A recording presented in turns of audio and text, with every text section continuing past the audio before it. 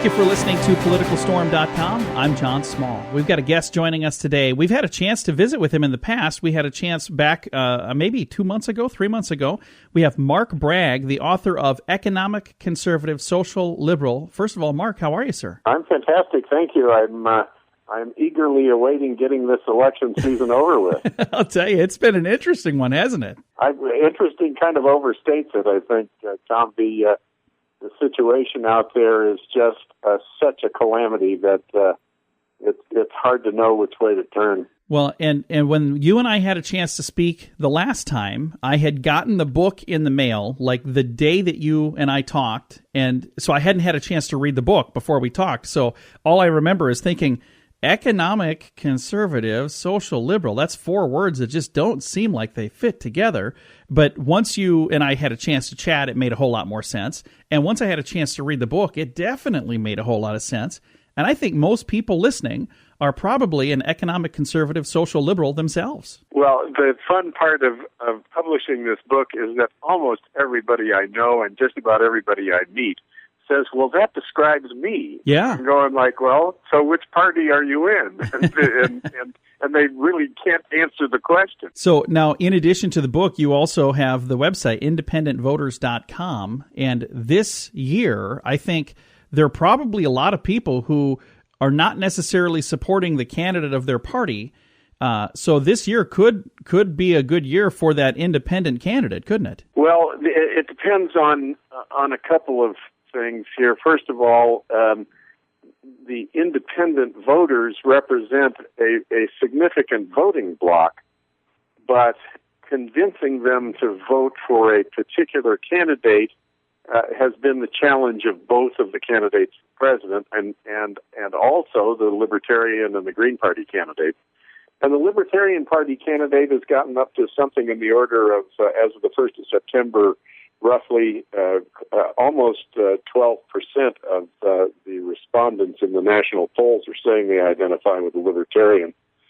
So it takes 15% for him to get on the stage with the debates. How do you feel he would do if he were sitting on the stage next to Hillary Clinton and Donald Trump? If he gets that spot up there and he gets that platform, do you think that would be better for him, or do you think that would be worse for him? Oh, boy. I have not seen him perform in a debate, generally because he hasn't been in debates. He's been doing a kind of freestanding speaking to small groups of folks. And he does okay that way. He's an experienced political guy. He was governor of New Mexico for, I think it was 8 years. I'm not positive of that. But he's an interesting character. Bill Weld was the governor of Massachusetts. Bill is a well-spoken guy, and so they would have some appeal if they were able to get on the stage in both the presidential candidate debates and the vice presidential debates. I don't know when those are yet. Yeah, and we've got about a month to wait for the first debate, and I don't know when the deadline is because they keep saying that he needs to have 15%.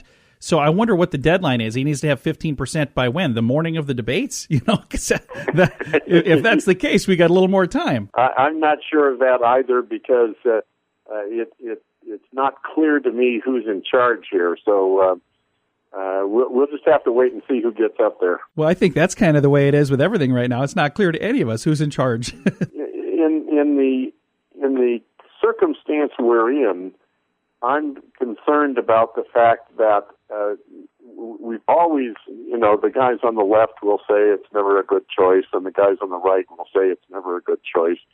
But the vast amount of the electorate, the vast numbers of the electorate, are folks who are prepared to move in one direction or the other if they have a rational, exciting, motivating candidate. And we don't have that with either one of these characters. So that's what's causing us to kind of flounder around in the middle. We don't know which way to go. And right now, with the campaigns that we've seen from Hillary Clinton and the campaign we've seen from Donald Trump, they've both been very unusual campaigns. And things that typically wouldn't work have seemed to be working. It's kind of crazy to me how many people are on the Never Hillary campaign and the Never Trump campaign.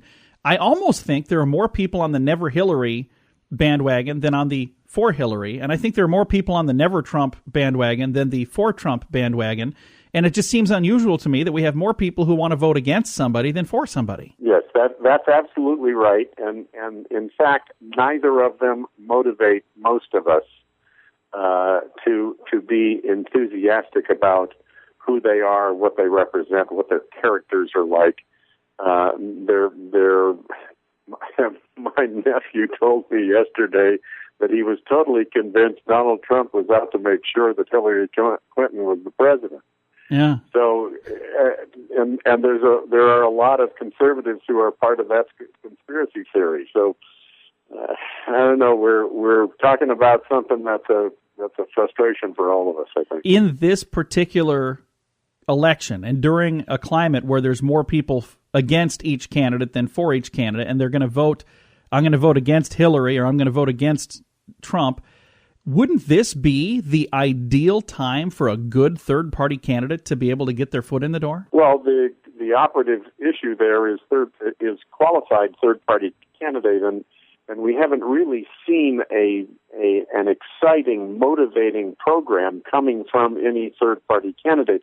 First of all, the only third-party candidate that could run right now would have to be a write-in candidate, because the ballots are virtually all closed. Yeah. Adding anybody's name there. But worse than that, the ability of a third-party candidate to push and shove his or her way through this media circus that's going on out there is pretty tough. I mean, it would require $1 billion, and I don't know of anybody out there who's crazy enough to dump $1 billion into. Keep in mind that we've always said in the modern era that you'd have to be crazy to want that office. Yeah. So I'm not sure anybody's crazy enough to want it that bad to write themselves in. The most viable third-party candidate would be Gary Johnson. And there are a lot of people, if you ask them, the average people, now people listening to this program are, more in tune because they're interested in politics, but I implore each of you to ask somebody that you know that's maybe not so interested in politics and just say, hey, what do you think of Gary Johnson? And their answer is probably going to be, who's Gary Johnson? Exactly. Most people don't know the guy, and that's where I wonder if he gets the opportunity to speak and actually gets the chance to go to these debates. Part of me says that's going to be really good because he'll be introduced to what I'm predicting will be the highest audience we've ever had for a debate. That first one will. But I also think if he gets up there and says some of the things that I've seen him say on video, I don't know if it's going to help him, because he said some things that kind of make you wonder if the guy's crazy. Yeah, no, he's a little goofy. But I think more to the point at this moment is that we have spent a year and a half in this agony of name-calling and spitball throwing and all the rest of it. And I have yet to hear a serious program that is well thought out, well conceived, that addresses the single greatest problem we've got, and that's the circumstance of our economy. The economy is in absolutely terrible shape, in spite of what Barack Obama's supporters think. We are looking at economic circumstances and governmental debt and spending circumstances that kind of interact that are just horrifying. And we have yet to hear the press, which knows zero about economics. I'm a former reporter for 15 years, and I promise you there isn't anybody out there in the press that has the first clue about how this economy operates. And therefore, they are ill-prepared to ask the appropriate questions. Now, of course, Hillary hasn't allowed any questions to be asked of her in literally 9 months. Yeah. No press conferences, no real interviews that have anything to do with anything, really, other than her opponent's character. And so my concern is, while all of this circus goes on, the economy is rotting from within, and nobody's even asking questions or addressing it. Why is that allowed, that for 9 months now she's not done a press conference? It's not a secret. It's not like nobody has mentioned this. Everybody's mentioned it. Yet she still hasn't scheduled one, and she seems to be avoiding press conferences and successfully avoiding them.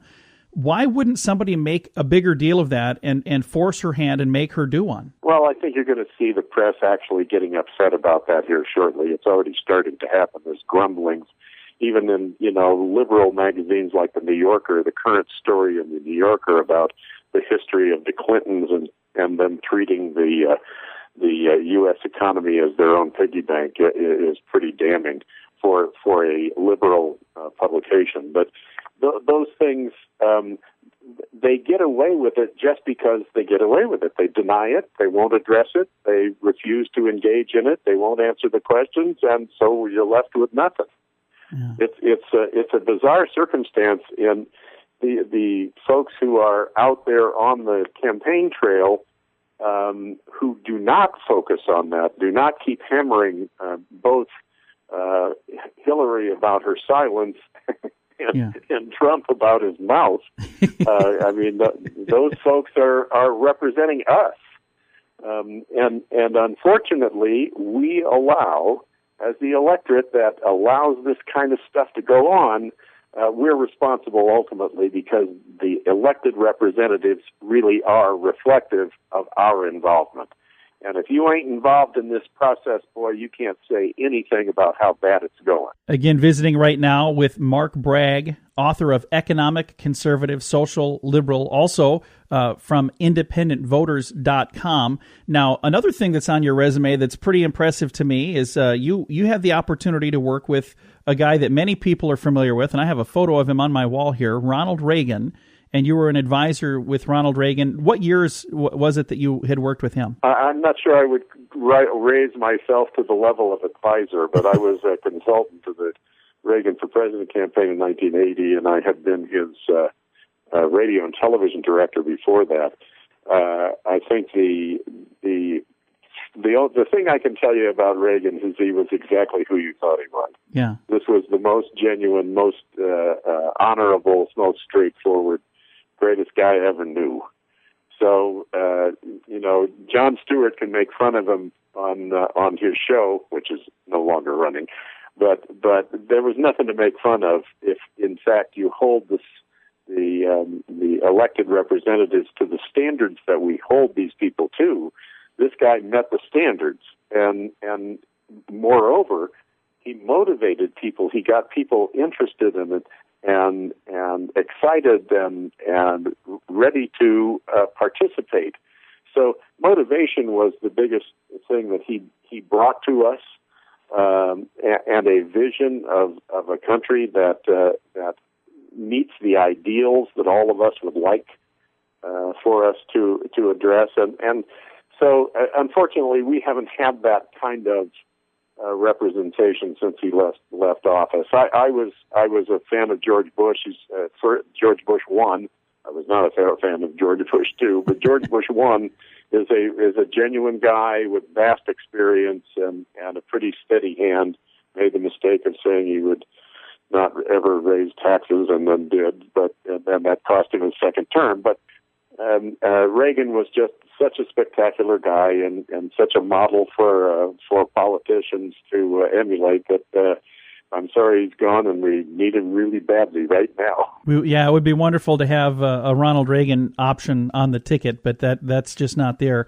Now, if you had the opportunity to whisper in the ear of the two candidates that we have right now, we'll start with Donald Trump, and then we'll get to Hillary Clinton in a second. What advice would you give Donald Trump? Not that he's listening, but if they have somebody listening, what advice would you give? Well, your premise is not well formed. He wouldn't listen. That's true. So let's deal with Hillary. Hillary actually does listen. She just listens to the wrong people. Yeah. She now represents what is called the progressive Democrats, and I have yet to come up with a definition of what progressive means, other than left wing, socialist, whatever you want to call it. That's what the Democratic Party has become, and unfortunately, she has so little grasp of the economic foundation of the country that supports this government. She thinks it's the government that supports the economy, and she's wrong.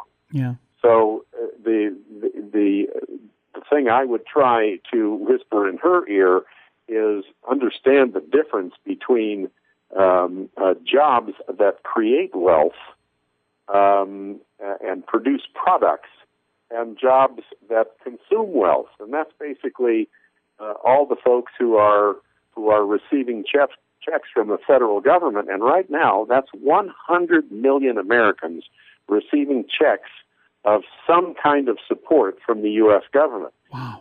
And we're not producing the wealth that makes it possible to share, and as a consequence, we have to borrow these extraordinary amounts of money in order to make those checks good.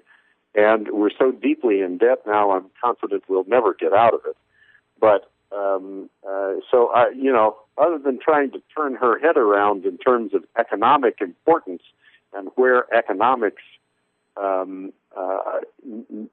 can be applied to the support of the government rather than the reverse, that's where I would whisper in her ear. Unfortunately, the Donald has no program other than him saying, "I will be the greatest job creator ever." Well, he has no idea what creation of jobs and wealth-producing jobs really means. Yeah. And there is no program there. There's nothing for us to all get on board to support. And as a and because he is so preoccupied with himself and aggrandizing himself and telling us all how great he is, that, by the way, my interpretation of all that is that Donald is the most insecure person I've ever seen in public life. And because it's really up to us to make the decision. Is he great or not? All he does is talk about how great he is and how everything revolves around him. It's insanity, sort of. But by the way, there is a Jungian psychiatrist, famous in psychiatric circles, for the definition of a narcissistic personality disorder. It's greater than any of the other definitions that I've read.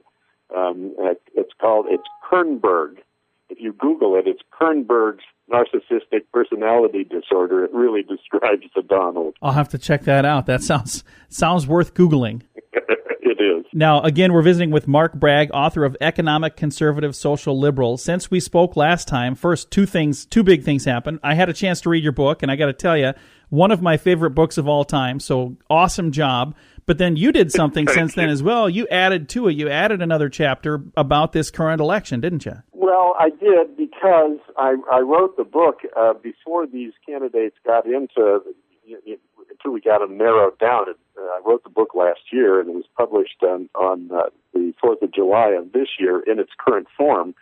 And everybody in the press will identify with or will have said this election is about the anger of the American voters over the circumstances that have been created by the government. Well, I wanted to try and give that some definition. Here's why you're angry, and I can give you a whole laundry list of why you're angry that you may not have identified before. But in terms of trying to address those issues and speak to what the solutions of those problems are, it's so big that it's going to take the rest of my professional career to try and address this in a way that gives people some hope that there is a way to fix what's gone wrong. And that's what I added the chapter for, was basically to try and give some definition to why people are so angry. Well, I'm appreciative of the fact that, first of all, that you did the book, but also, second of all, that you did the chapter, and third of all, that you took the opportunity to chat with me again. I appreciate that a lot. Thank you. I appreciate the opportunity to talk, and anybody who wants to can see this book by looking at independentvoters.com and seeing our website. You can get a lot of statistical stuff there, some background that will give you some understanding of where things are going. Again, the website is independentvoters.com, and the book is called Economic Conservative Social Liberal.